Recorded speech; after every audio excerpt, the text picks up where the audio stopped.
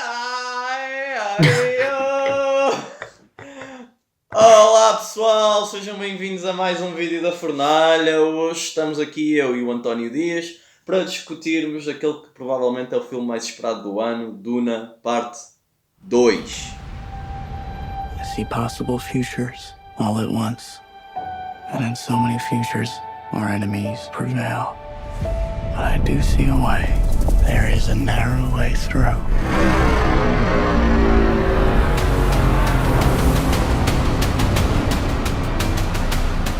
Olha António, chegamos finalmente ao Duna 2, que é um filme que, tal como o primeiro, teve alguns problemas com o seu lançamento, né? O primeiro teve o problema da pandemia e por causa disso foi adiado, o segundo teve o problema das greves, ou seja, é uma série que está, de certa forma, sempre a ser impactada pelos momentos do mundo e de Hollywood. Ou seja, eu acho que está de certa forma quase amaldiçoada, né? Está sempre a ser adiado. João, vai a ser saga o filme, amaldiçoada é pelo Messias prometido. A saga amaldiçoada é pelo Messias prometido. É. Muad'Dib, assim como foi escrito. Muad'Dib. Mas a malta já consegue ver António, aqui pelo nosso estado de espírito, João, que nós estamos empolgados. Foi um filme que convenceu, vinha com muita expectativa. Mano, é impossível não estar. É impossível não estar. Pá, é assim, eu quando os trailers começaram a sair ano passado, eu adorei os trailers, tipo, eu achei espetacular. Eu, na altura que vi o primeiro filme é um filme que eu vi e sempre me pareceu um pouco incompleto. Tipo, é um filme muito fixe, mas e faz uma grande construção do universo e apresenta os personagens muito bem, mas quando nós chegamos, e atenção, nós vamos comentar com spoilers, quando nós chegamos ali pós a morte de boa parte da família Atreides, há uma grande caminhada pelo deserto, onde o filme se arrastava um bocadinho e depois o filme acabava do nada e a história não era dada como terminada. Mas eu por acaso é engraçado, António, que eu estava a comentar isto depois de ver o Duna parte 2, que é, eu vi os dois filmes em conjunto nesse dia, vi o Duna parte 1, passado meia hora vi o Duna parte 2. Foi uma experiência tipo muito, muito melhor do que ver o Duna parte 1 de forma separada. E eu comecei a comparar de certa forma, não que o Senhor dos Anéis e a Irmandade do Anel não fecha a história que o filme se propõe a contar na Irmandade, porque fecha, tipo, a Irmandade vai para cada lado e o Frodo toma uma decisão com um caráter de personagem muito maior do que aquela que o Paul tem a tomar no final da parte 1, mas eu sinceramente acho que as duas partes vistas como um conjunto funcionam muito melhor do que individualmente, apesar do parte 2 ser um filme mais redondo dentro de si mesmo. Eu gostei muito da visualização conjunta, acho que ele leva ao primeiro filme. Eu tive a mesma experiência que tu, João, porque eu, para preparar a minha ida ao cinema, e eu tenho uma história engraçada para a minha ida ao cinema, porque eu tinha reservado os bilhetes para sábado e afinal, quando quase chego lá, olho para o meu telemóvel e os bilhetes estavam reservados para a quinta-feira de estreia, ou seja, já tinham passado e tive que voltar a comprar os bilhetes. Mas eu, durante este processo, eu revisitei também o primeiro filme, nunca tinha visto de novo aquela primeira experiência que todos nós tivemos no cinema, e houve muitas coisas que eu da primeira vez não tinha absorvido, até porque este filme de Duna trata-se realmente de uma daquelas adaptações que só aparecem de momentos a momentos, e nós no Twitter, eu ainda faço parte da geração do Twitter, às vezes vemos aquelas publicações que os filmes passados 20 e 20 anos é que se começam a sedimentar as grandes sagas, e tivemos o Star Wars há 50 anos atrás, tivemos depois o Senhor dos Anéis há 30, 20 anos atrás, e parece que agora temos sedimentado aqui o universo de Duna com uma adaptação que é crua, é de raiz, não é? Parece que no primeiro filme demora a apresentar-nos todo aquele mundo, toda a mitologia, a cultura, e aqui tem espaço para se desprender de tantas amarras e caminharmos para mergulharmos naquele deserto, naquela cultura tão interessante. E eu acho que um dos motivos, claro, para este filme resultar tão bem é que tem na realização um realizador que é dos melhores da nossa geração, é que nos traz apontamentos não só de uma cultura enraizada daquele mundo, mas também uma sofisticação técnica que nos consegue ambientar, especialmente às dunas, especialmente àquele planeta desértico, e seguirmos a comunidade dos Fremen e Freemen. Temos aqui o Freeman, os homens livres, não é?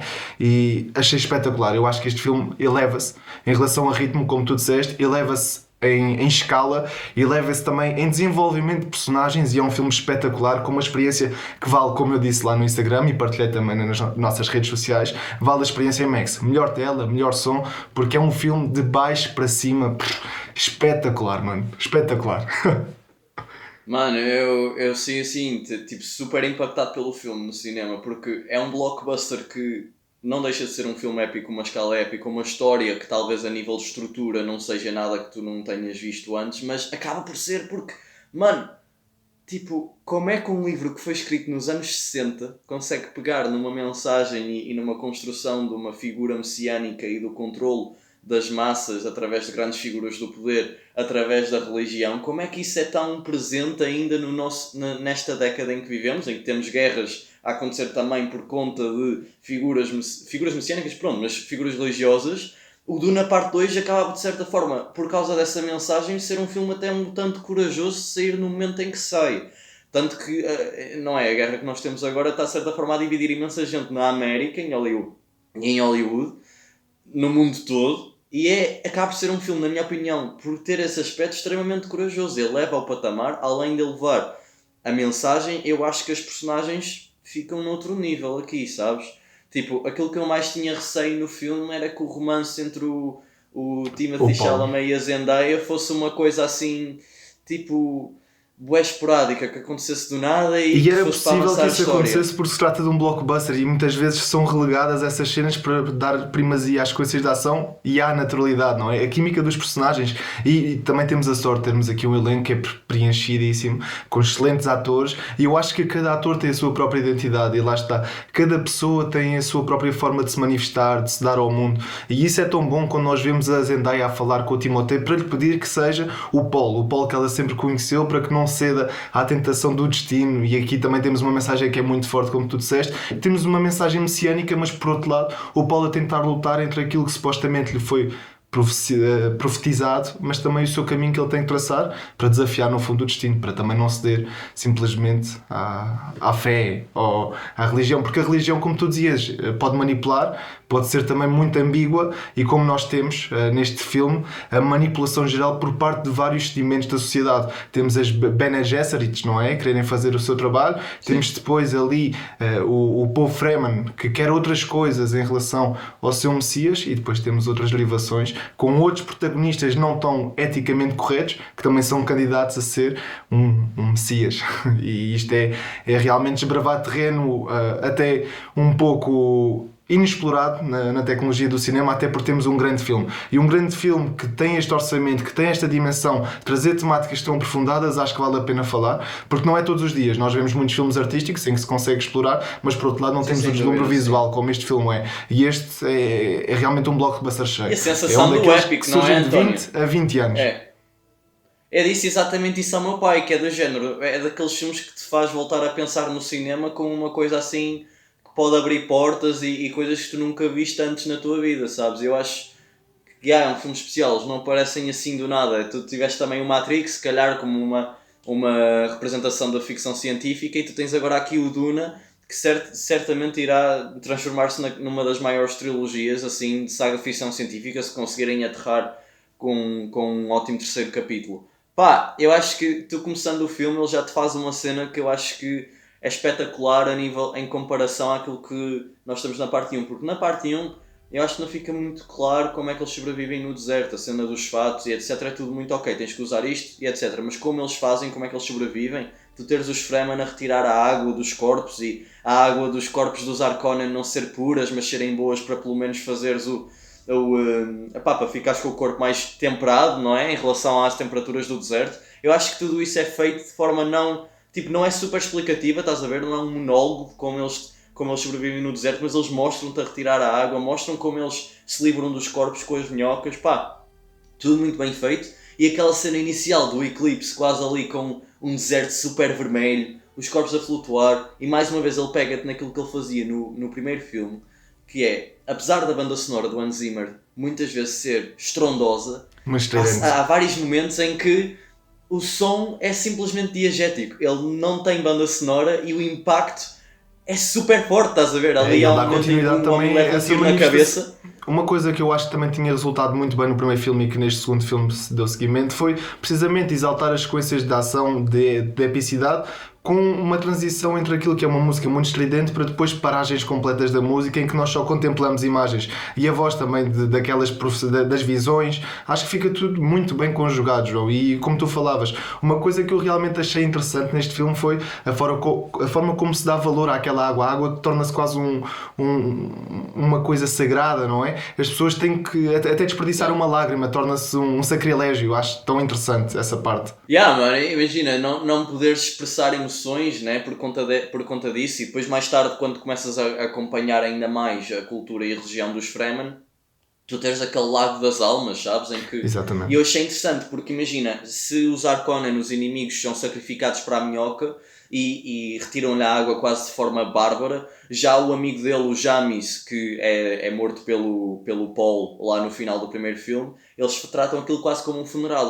Eles cobrem os olhos dele com uma espuma, depois metem assim uma manta à volta dele e retiram a água de forma mais amigável, tanto quanto possas fazer isso a uma pessoa que conhece, e voltam a pôr a água dentro desse lago das almas. Ou seja, apesar de tu teres ali quase um oásis, né, que podia matar a sede a uma data de gente, aquilo é água sagrada. E eu acho que essas coisas, essa construção do universo é uma coisa que lá está. Não é qualquer filme que se propõe a fazer. Até as próprias regras da religião, com a mãe sagrada, que nós depois temos ali aquele grupo de senhoras. Como é que tu te transformas numa dessas mães, que depois começa a ser a jornada da personagem da Rebecca Ferguson, a Lady Jessica, acho da vida. Exatamente. Eu achei isso tudo uma construção genial, até porque tu já ali começas a perceber que há uma divisão entre as pessoas que estão à espera do Messias e as pessoas que, tal como a Zendaya, não acreditam nisso. Reticentes. Não é? E a transformação da Lady Jessica na próxima Mãe Sagrada, dentro dessa cultura dos Fremen, começa a própria Lady Jessica, depois daquela visão que ela tem ao beber a bile da minhoca, começar a tratar o Paul também como esse Messias e a começar a, de certa forma, tentar manipular a cabeça dele para que a história possa continuar à maneira que ela antevê. E tu tens aí também uma interrogação que é imposta ao público, João, quando ela toma o elixir da vida, porque ela está grávida e o elixir também sobrecai para aquela criança e fica aquela dúvida: quem será se calhar o Messias profetizado? Será que é o Paul? Será que é a irmã? E isso ao longo do filme é explorado e é mais dirigido para nós, público, do que para os intervenientes naquela história. Eu acho que essa parte também é muito interessante. E eu tinha só mais uma questão a apontar. É como tu falaste ali, a parte do Lago das Almas, nós percebemos os momentos que definem Duna. Aquele momento, o Arrakis, estou certo? O planeta Arrakis. Sim, nós percebemos a ecologia daquele mundo. Um mundo tão deserto, mas que tem uma tecnologia tão sofisticada em conseguir, com tão pouca água, extrair aqueles decalitros, como eles dizem. É, de facto, espetacular.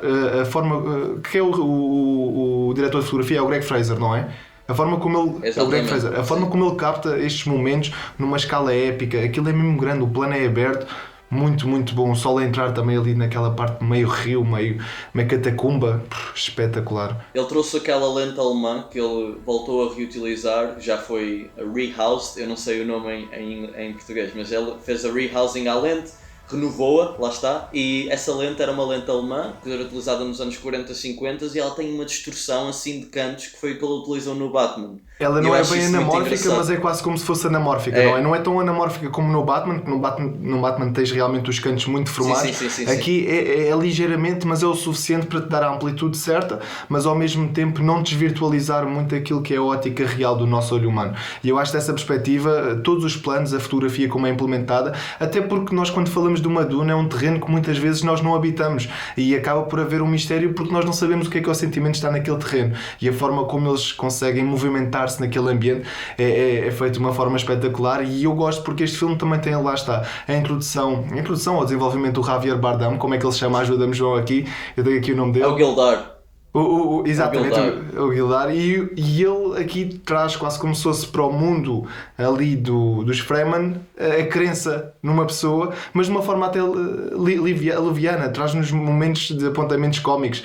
Nós temos a preparação do Guerreiro Paul, temos lá o Javier Bardem que acredita muito nele e depois começa a perceber que ele realmente age como um Fremen, se habitua rapidamente ao terreno e depois crê tanto naquilo que depois o Paul, numa conversa assim, mas eu não posso ser um Messias. E eles até dizem, ele é demasiado humilde. É como está escrito, ele é demasiado humilde. É muito engraçado. É muito engraçado.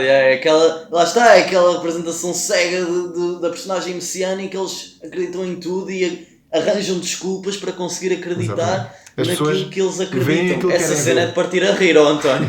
Eu até já desde que vi o filme já vi imensa gente a pôr isso na internet com várias falas diferentes, tipo, eu não vou comer a tua comida toda, como está escrito, não sei o que. Tipo, sim senhor, eu acho que o Javier Bardem, ele aqui, tipo, está super a entregar aquela personagem, eu acho que ele deve se ter divertido imenso a fazer o papel. Acho que sim. Não, eu concordo. Mas eu acho que essa representação de religião é mais à frente. Quando falamos da personagem do Josh Brolin, eu também quero tocar como não só o filme acaba por falar sobre o seguimento de uma religião, mas também sobre o seguimento do poder e da vingança e do nosso orgulho como guerreiro. Que eu acho que o personagem do Gurney, apesar de não ser alguém religioso, tal como ele acreditaria depois na personagem da Chani, né? E eles próprios não se ajoelhavam ao Paul. Sim, Quando o Paul essa química mete o junto. anel do pai, mas quando o Paul mete o anel Tem do pai, sentimento de honra esquece. pela família. Esquece. Sentimento de honra pela família. Ou seja, essa representação cega também depois de destruir nações e etc, mas não importa porque é pela honra, também acho que é uma coisa que o filme apresenta de forma E interessante. acaba por ser desenvolvido também na personagem da própria mãe, que a própria mãe começa a arquitetar todos aqueles planos, não é para divulgar a profecia do filho, mas ao mesmo tempo ela tem a ambição de querer catapultar aquilo para uma guerra escalada para que, no fundo, a família Atreides prevaleça ainda no mundo influente. E há sempre essa ambição da mãe, para além daquele trabalho todo das Bene Gesserits que ela está a fazer. E o Paul Atreides também acaba por ter, quase, vamos saltar aqui um bocadinho, no final da história, um bocado da honra também da família, não é? E acaba por nunca ser descartado essa parte do sangue real. Pá, eu acho que ele até no início do filme, ele quer mesmo tipo, fazer a parte da vingança, mas à medida que ele começa a conhecer a Chani e a conhecer a religião dos Fremen, ele começa a pôr um pouco de lado, mesmo por causa das visões que ele tem de um mundo e de um universo em que milhares morrem à custa dele e à custa desta vingança, ele próprio tem medo de prosseguir com o papel do Messias. E eu acho que essa introdução em que o Javier Bardem diz-lhe para ele ir para o deserto e atravessar o deserto para conseguir transformar-se no frango, porque ele quer de facto juntar-se à cena deles, e tu ali já começas a introduzir a personagem da Zendaya como uma companhia para ele.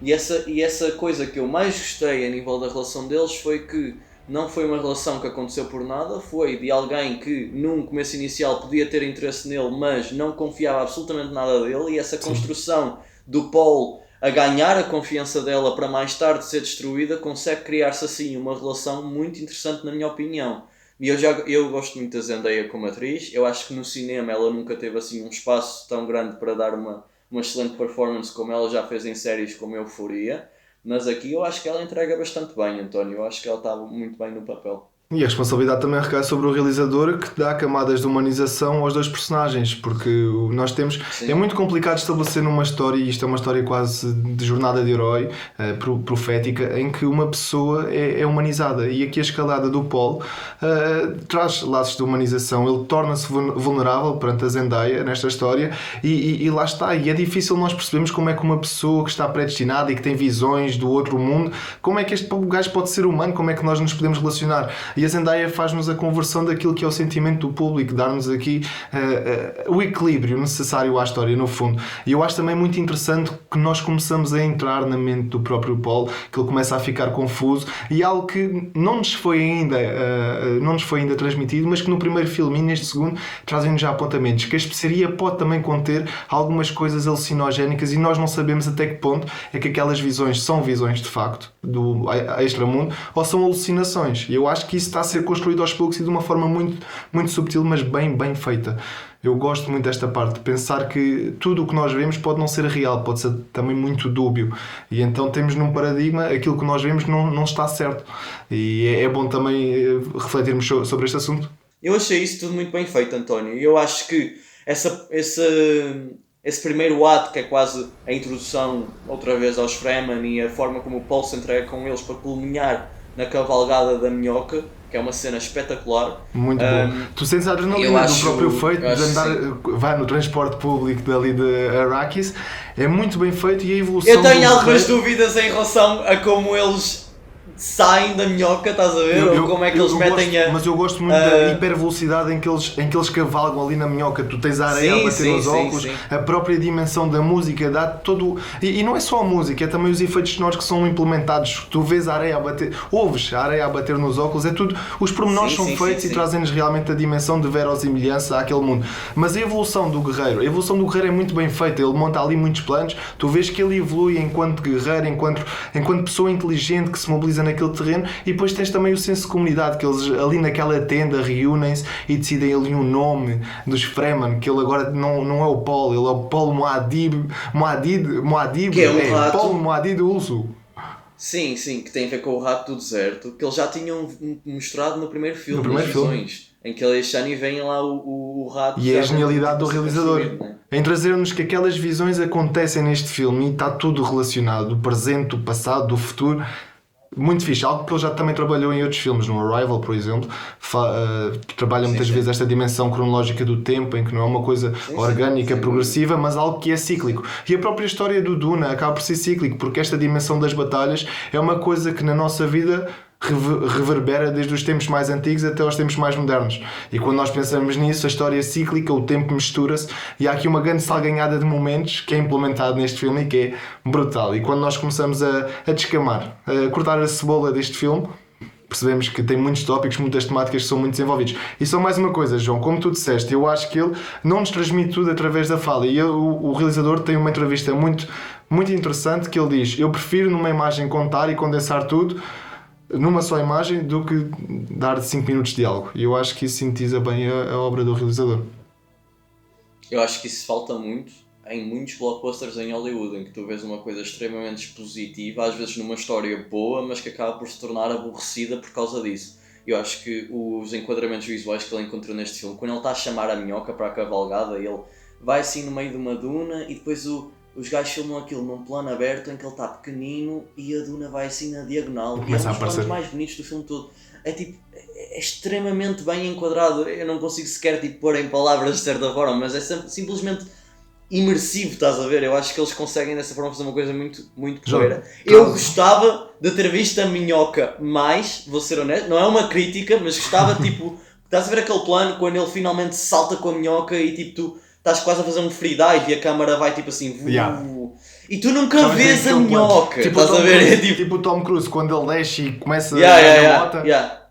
E tu nunca a vês a sair assim, e se calhar por um lado dá aquele poder à imaginação e ao cérebro, estás a ver? Eu acho que é isso, não mostra tudo para que ele seja ainda mais misterioso.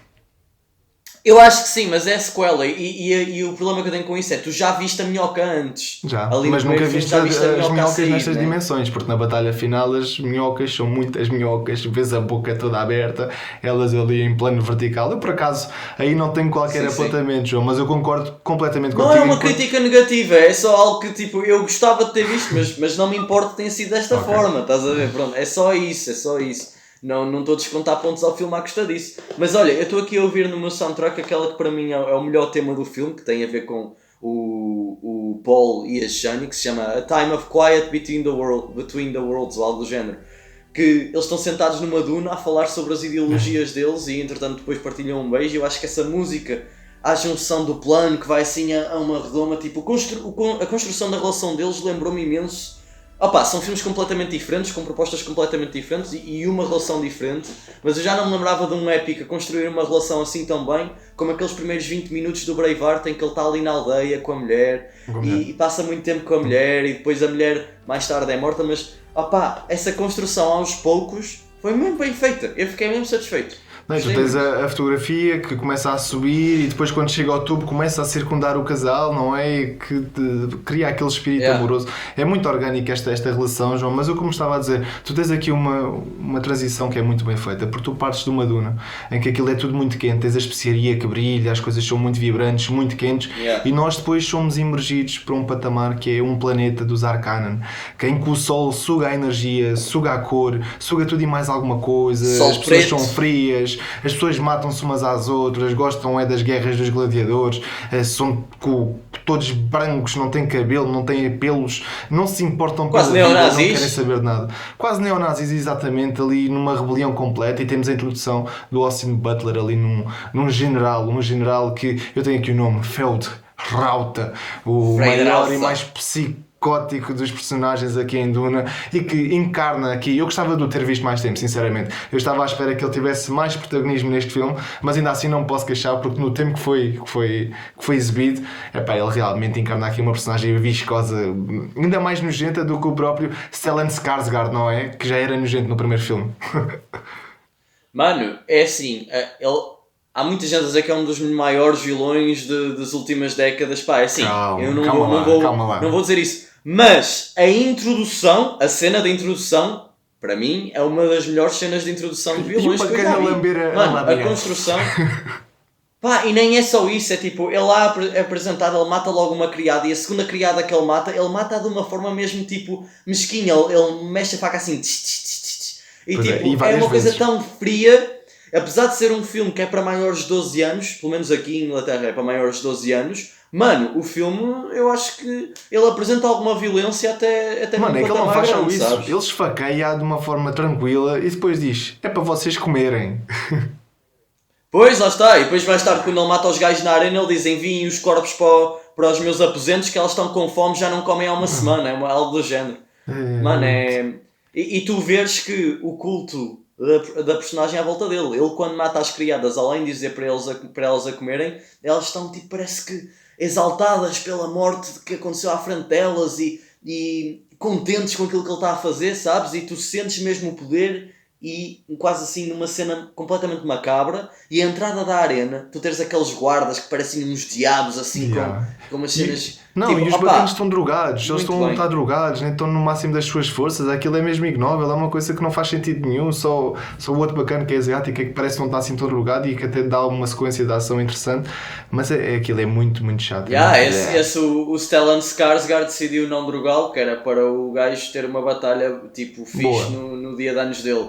E o gajo tira a armadura, fica só de peito pronto para o homem, e dá ali uma coisa mesmo crua a nível de batalha, mas lá está, essa construção com os infravermelhos, estás a ver que fica aquela tela praticamente a preto e branco, e depois quando tu estás dentro de salas, tu já tens cor porque o sol não bate. A decisão que é muito cena extremamente visual.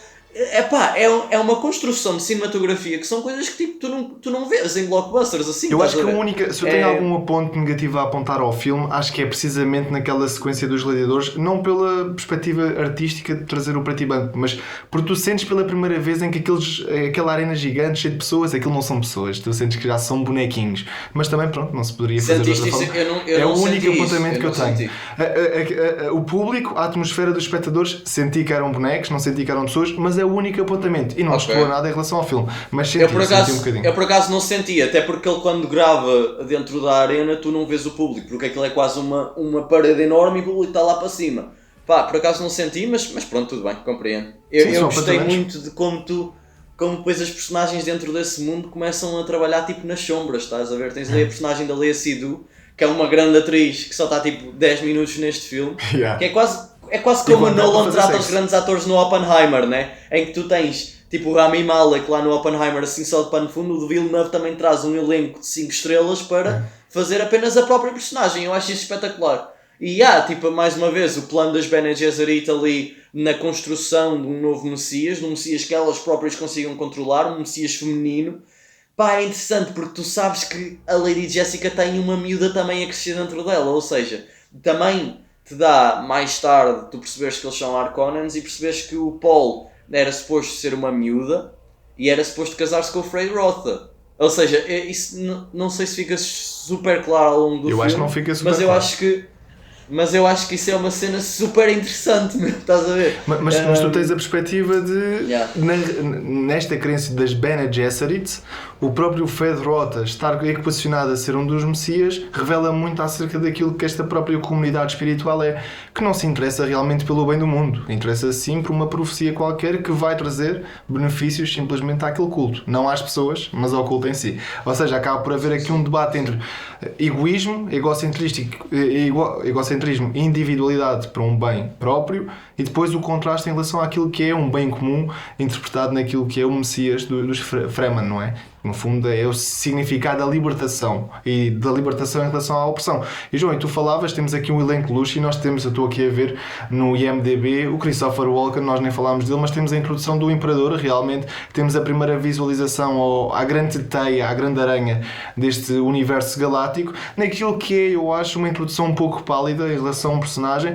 que se mexe nas sombras, diz que não quer muito ter a ver com grandes guerreiros, ele é mais um político, e acho que isso também ficou bem vincado, aliado ali, claro, na interpretação da Florence Pugh, que é a filha dele. Eu sou-te sincero, eu não senti uma parte negativa em relação às cenas do Christopher Walken, no sentido que, à medida que eu via o filme, como filme, eu não me importava, mas eu fiquei com a sensação de que eu não entendi completamente como é que o Imperador opera na galáxia.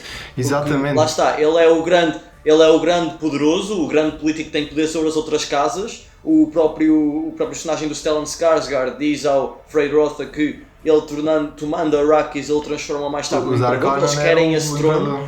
Mas, tu quando entras ali no mundo do Imperador, tu tens ali uma casa meio futurística, meio moderna, que não se destaca muito a nível visual, na minha opinião, e depois não tens nenhuma construção do poder dele, é só ele e a Florence Pugh. Eu acho que isso torna o poder do Imperador às vezes um pouco insípido.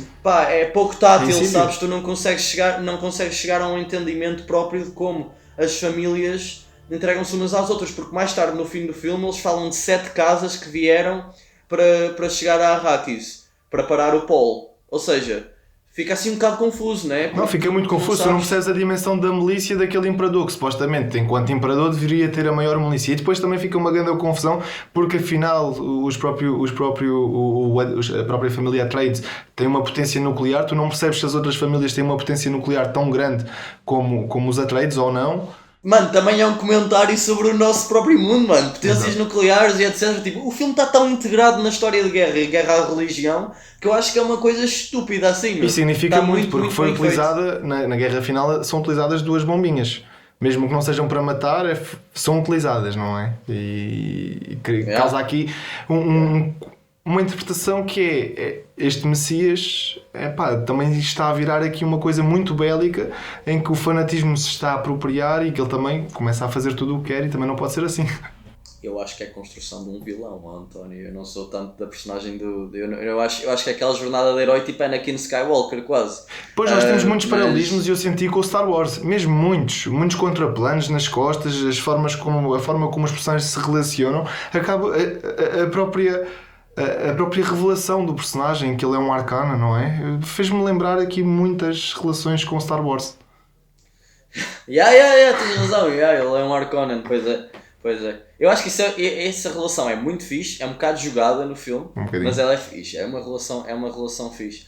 António, eu acho que eu gostava de perguntar-te como é que tu te sentiste com a passagem do tempo no filme, porque, por exemplo, o filme ele é contado assim de forma muito cronológica e tu tens ali um momento em que a personagem do Josh Brolin, o Gurney, eles estão a atacar um estabelecimento de especiarias e a personagem dele está lá com um mercador e o Paul volta a reunir-se com ele e eles ficam contentes que se reuniram com o Gurney tem o cabelo maior, ou seja, tu sabes que passou algum tempo, mas eu acho que se calhar não vai ficar muito claro a nível do filme, a passagem do tempo para se calhar não vai parecer meses, porque eu tenho a noção que foram meses, mas eu acho que se calhar para muita gente vai parecer tipo 2 semanas, estás a ver? Até porque a passagem do tempo em relação ao primeiro filme para o segundo é muito diferente, até porque temos 2 filmes com ritmos distintos. Enquanto o primeiro filme sedimenta a introdução e demora muito tempo para desenvolver as coisas, aqui o ritmo é sempre muito grande. Temos sequências de ação intercaladas por desenvolvimentos de personagens.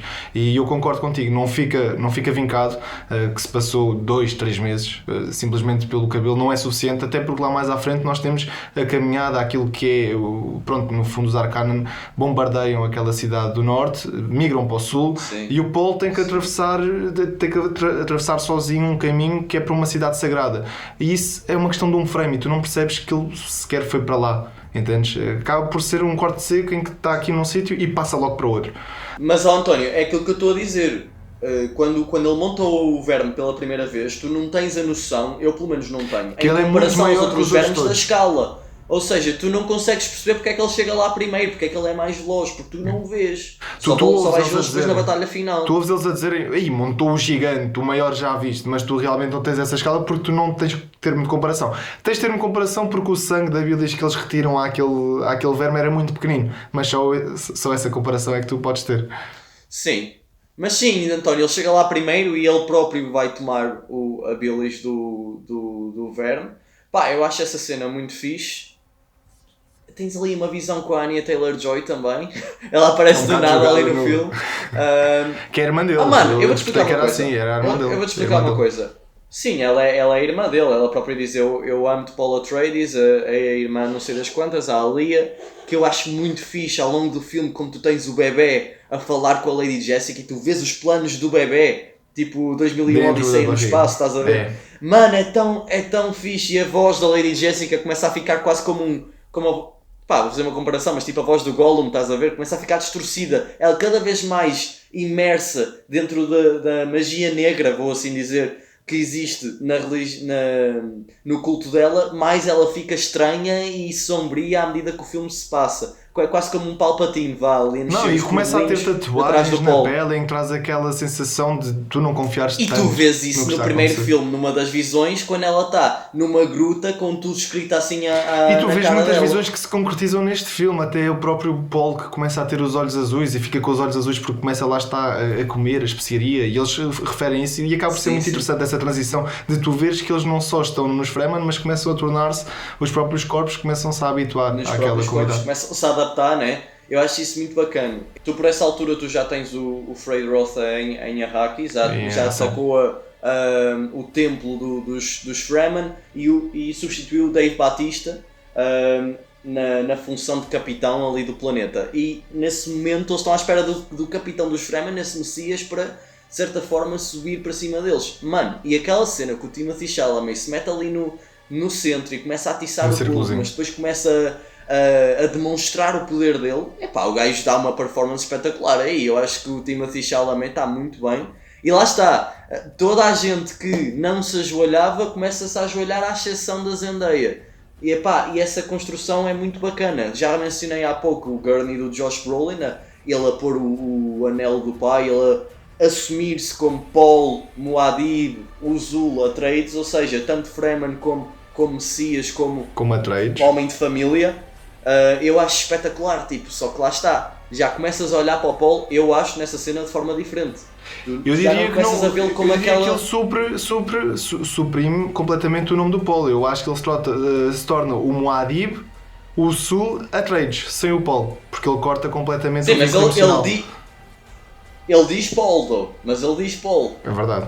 E nós temos uma revelação também, que ele teve acesso a visões do futuro, ou seja, aquilo que ele está a planear é em prol de um futuro positivo, supostamente. E isso pode justificar a tomada de decisão em relação ao final com a Zendaya.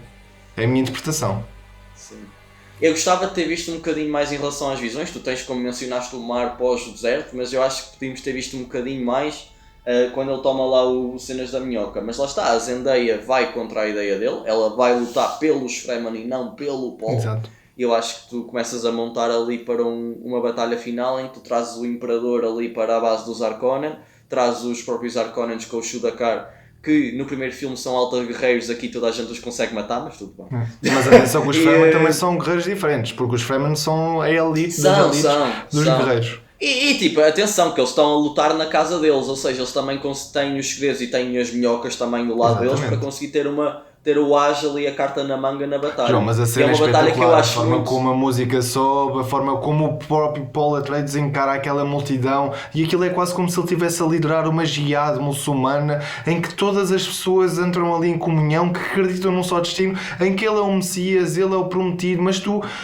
segues naquela história, até se sinto arrepios quando eu lembro dessa Mano, cena. e o plano que eu acho que mais enquadra isso é aquele plano aéreo em que são só cabeças e o Paul está ali a andar pelo meio, não sei o quê. Não, mesmo eu uma gosto muito da figura, cena em que tipo, ele ergue a faca e as pessoas todas Muad'Dib, Muad'Dib, e cada voz parece que é sentida na sala de cinema. E isto é a diferença de tu estares a ver e a seguir uma história nas grandes salas ou tu simplesmente veres ali numa tela do ecrã do PC. Portanto, nós dirigimos-nos a todo o nosso público para mobilizem-se para as salas, confiem que este filme é épico, é mesmo épico. Então quando chega esta sequência de batalha, e ouviu-se algumas críticas a dizer que não foi suficiente, mas não, meu, qualquer cena entrega, as explosões são de uma magnitude espetacular, a forma como o som é apreendido, Mano, é de outra escala. eu não entendo meu. essa crítica, vou-te explicar porquê. Porque, mano, tipo, se todos os filmes tivessem uma batalha de 45 minutos como o Senhor dos Anéis tem, ia ser o Senhor dos Anéis, estás a entender? Não, mas Tipo, não há vontade disso. Mas, eu mas acho mesmo que assim, desde o Senhor dos Anéis, eu vou ser sincero, desde o Senhor dos Anéis, há quanto tempo é que não tens uma batalha que seja tão crua, que tu sintas alguma emoção, que tu sintas que aquilo tem uma escala de epicidade? É isso. Não tens, meu, não tens. Exatamente. E eu acho que o Villeneuve, ele propõe-se a fazer uma batalha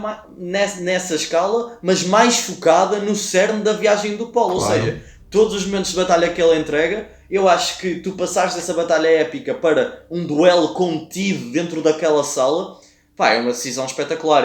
Eu sei que é assim no livro, apesar de eu não ter lido por completo, mas mano, tu tens ali os sons da batalha de fundo, ele a chegar como Messias e como Muad'Dib ali, como uma presença, ali um plano, a gente não comentou, mas ali um plano a meio do filme, antes do Austin Butler chegar a Arrakis, em que a personagem do Dave Bautista está a tentar encontrar os Fremen. E ele não consegue encontrá-los, mas ele está ali uma nevoeira ali de areia e só o vulto do Paul, como o Adib a chegar, já lhe dá um cagaço. E tipo, estamos a falar do Dave Bautista, que é um gajo enorme, estás a ver? E ele foge para dentro da nave. Yeah. Eu acho que também não falamos disso, mas a própria forma quando às vezes as naves entram naquele ambiente, mesmo no céu, e o céu se começa a fundir com as próprias naves, é uma coisa espetacular. E a nave que é concebida para o Imperador também é muito gira, ali num globo, quase a representar, pronto, no fundo, o mundo, em que ele é o governador do mundo, e a forma como depois acontece a batalha é numa escala completa. E nós não nos podemos esquecer é que, ao fim e ao cabo, isto trata-se de uma guerra profética. Isto é uma guerra de fé, é uma guerra de religião. E a banda sonora, espetacular. A banda sonora é mesmo profética, é mesmo espiritual. Sim, é muito fixe, António. E lá está, ele mata o Stellan Skarsgård ali nas escadas. Eu gosto que o Stellan Skarsgård, depois de ficar sem os tubos, ele ainda olha para o trono e tu sentes que ele quer começar a subir para a tomada do poder. Mas não consegue, porque o Paul dá ali o golpe final e tu ficas com a sensação agora de que o Paul finalmente chegou ao ápice do poder dele, porque tu tens ali um momento em que a personagem, agora esqueci do nome dela, a grande mãe das Jen Besserit, a mais velha, a mãe reverenda, não é? Exatamente, que ela está ali a tentar controlar e a trazer a nova filha e a tentar criar um novo Messias. Ela no primeiro filme julga o Paul, que não tem o poder ainda todo completo, e faz ali o teste com ele no início. Ela aqui é calada pelo Paul com o uso da voz dele. Yeah. Essa cena com o som eu achei espetacular. Achei muito fixe. E depois tu tens ali uma batalha de... Tipo estilo Game of Thrones, a batalha dos campeões, né? Em que tu tens ali o Paul depois contra o Frey Rotha. E a melhor coisa que eles fizeram nessa batalha, na minha opinião, foi... qualquer filme ia pôr ali uma música brutal ali de fundo, não sei o quê. Este não, este tira o som todo e fica só o som da luta deles e tem ali uma potência do caraças, muito fixe. May thy knife chip and shatter. May thy knife chip and shatter. E nós temos aquele mano a mano, João, e é uma coisa fantástica, como tu disseste, o silêncio, sentes o soco, o punhado, a forma como eles desferem golpes entre si. Tu tens no final o Atreides, o nosso grande Atreides sai vencedor, desfere ali um golpe no coração, enquanto fica todo lixado, literalmente, fica com o estômago cravado, fica depois ali com o rim também, e ao jantar vai haver sangue para comer, João. mas nós temos o desfecho e temos também aquilo que é uma revelação, que ele pede em casamento a filha do Imperador, e temos a rebelião da É Zendaya poupar a que se vai vida do embora gajo, né? e que fica a história paralisada, fica a história também com um final, Sim, com um mas ganchinho para nós interpretarmos e vamos lá ver o que Mas antes acontece. disso, acho que é importante nós referirmos uma coisa, que é duas partes. Ela, quando a Zendaya ouve essa coisa de que o Paulo o filme todo está a dizer eu amo-te mais do que aquilo que eu respiro. Pois é, ele E depois continua a essa dizer parte isso. dele virar-se contra... Não se vê, pronto, as visões dele provavelmente levaram-no a fazer isso, mas ele pede a mão à Florence Pugh.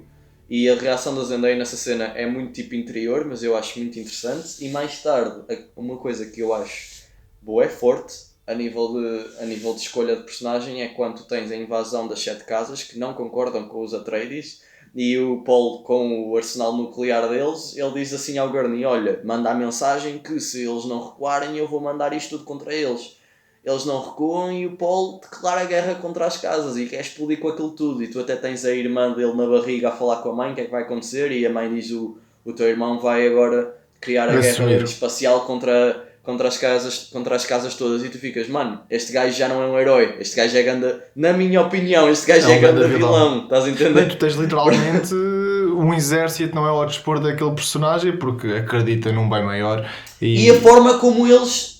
Imagina, como essa escolha do Paul nunca é questionada, a não ser pela Zendaya, que simplesmente se vai embora. Ou seja, o Gurney é-lhe dado a ordem, pumba, dá ali, toca logo no botão, toda a gente segue o gajo cegamente. Mas nós Ou seja, podemos ver também este mano, o acontecimento poder que de ele várias tem é perspectivas, João. super interessante. Porque ele teve as visões e eu acho que ele acaba por não descartar completamente o laço emocional que ele tem com a Zendaya. Porque ele, quando faz isso, ele olha para a Zendaya quase como se fosse: eu ainda gosto de ti, eu preocupo-me contigo. E o que me dá a entender é que ele, nas visões, a única forma que ele encontrou deles sobreviverem, enquanto povo, enquanto relação amorosa, era dar seguimento àquela guerra, entendes? Porque se ele não tivesse pedido a filha do imperador, se ele não declarasse guerra, provavelmente estariam muito mais desprotegidos, para serem provavelmente mortos ou assim no final. Se isto, certo, mas isto imagina, se ele for realmente tal o Messias. ideologia... Isto é, se ele for realmente o Messias, que nós não sabemos se é. Está bem, António, mas imagina, lá está, isso já começa a tornar aquilo...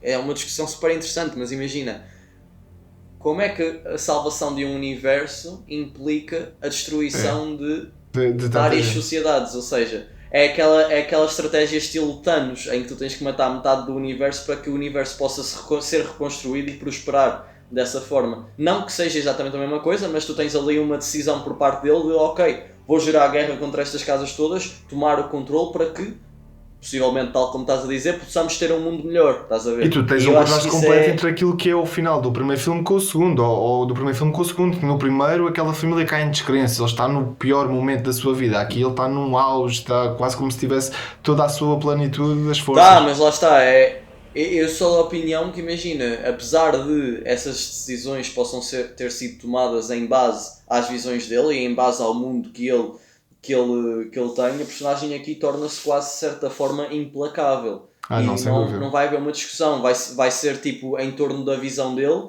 e como nós vemos isso no mundo real, já vimos vários tiranos com visões de soberania em relação porque ele àquilo que eles modela acham toda que é o aquela mundo sua melhor visão. e o paraíso, né?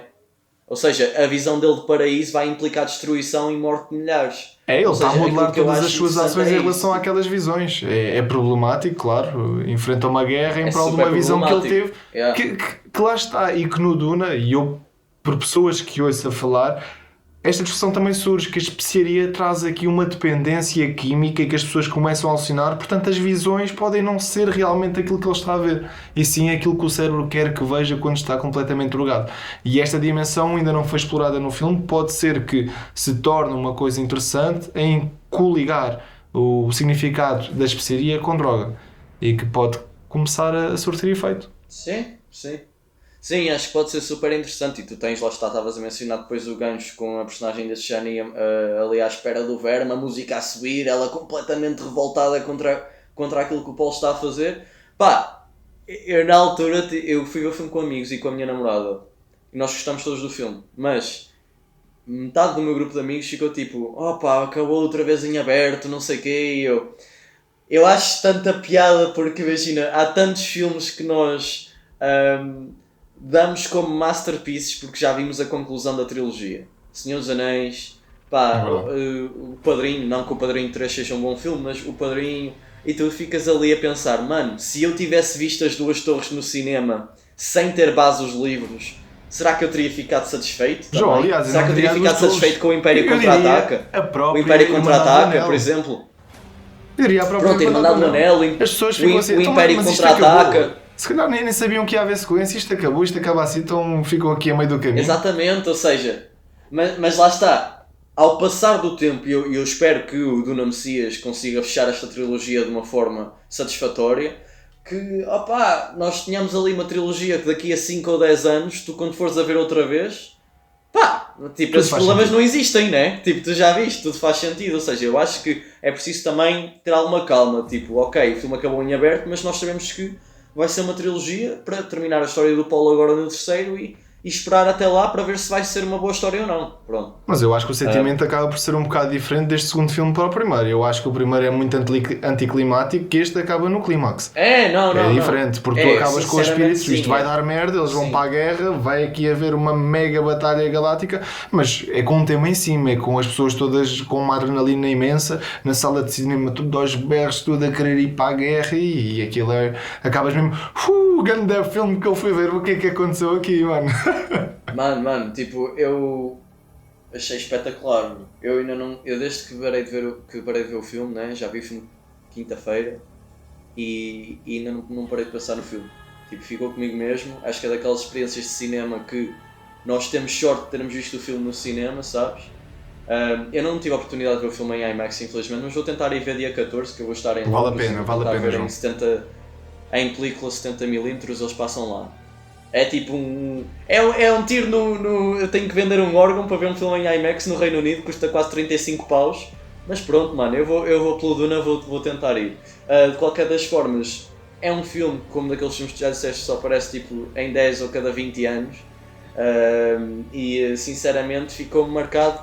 Acho que é um filme super corajoso, pelas temáticas que o filme está a cuidar, de guerra à religião, de seguimento de um Messias que infelizmente continuam extremamente atuais, e entrega isso através da epicidade de um blockbuster, com personagens, na minha opinião, superiores àquilo que foi a parte 1, num filme que complementa a parte 1 e que ambos os filmes vistos em conjuntos elevam tanto um como o outro. É uma saga em construção e, para mim, um excelente filme. Epá, eu gostava de dar 10, eu não vou dar 10 porque é cedo, vou-lhe dar um 9,5. Quase arredondado para 10, mas vou-lhe dar um 9,5, vou-lhe dar um 9,5. Que é uma excelente nota e que corrobora de completamente tudo aquilo que nós dissemos, que é um filme excelente. E, João, eu diria mais, eu acho que o segundo filme é um filme muito mais regular que o primeiro. Eu acho que o primeiro tem ali um bocado de altos e baixos, e este cresce muito enquanto experiência, fica mais épico. Acho que os personagens são cada vez mais conhecidos e familiarizados com todo aquele espaço e com o próprio público. Portanto, eu acho que Duna 2 sobe em todos os aspectos, todos e mais alguns. Eu vou dar um 9 em 10. Eu acho que é uma história espetacular, mas ainda assim, também pelo tema, acaba por ser às vezes complicado. Nós temos um laço emocional completamente natural, entendes? Porque se trata de um personagem que é profetizado e tal, e não acaba por ser completamente correlacionável, entendes? É diferente, Sim, por a exemplo... personagem mais relacionável é a personagem da Zendaya. Porque imagina, isto, mal comparando, e nós temos que fazer comparações, nós temos ali o Frodo no Senhor dos Anéis. O Frodo é uma personagem que ele não está predestinado, ele carrega um fardo, mas ele está subjugado a um destino em que pode morrer. Ele tem mortalidade. Aqui não, aqui tu tens quase como se fosse uma divindade, um Deus que se assume como um Deus. E acaba por ser mais difícil, se calhar, de emergirmos nesta história, entendes? Talvez. Eu por acaso gosto 10, excelente nota. Diz. Sim, senhor. Eu por acaso gosto de nós termos... Eu acho que o Paul no início do filme é relacionável, porque tu tens ali a construção de uma pessoa que vai contra essa profecia, de certa forma, e quer apenas ser tipo um homem normal a viver dentro daquela sociedade que tem ali algum intuito de vingança, mas um homem normal que se apaixona e etc. E mais tarde essa desconstrução que é feita para o nascimento do Messias. Epá, eu estava dentro da jornada muito bem. Mas malta, vejam um filme no cinema, por favor, vejam um filme no cinema. Não fiquem para ver o filme no telemóvel, mano. Vocês Quem é ver filme? João, No este filme, telemóvel, este filme tem que fazer render o tipo, peixe. tem- Poxa, o primeiro, coitado, foi em Felizardo, calhou ali na época do Covid. Este já era para E ter mesmo sido assim ano fez passado. ali no Covid, fez Sindicato, ali os seus 420 milhões, 420 mesmo assim. milhõezinhos. Pá, mas este tem que ir ali para a franquia dos 800 milhõezinhos, 900 milhõezinhos. O filme custou 200. Pá, para assegurar aqui Vamos ver então. uma Vamos terceira ver. produção em grande.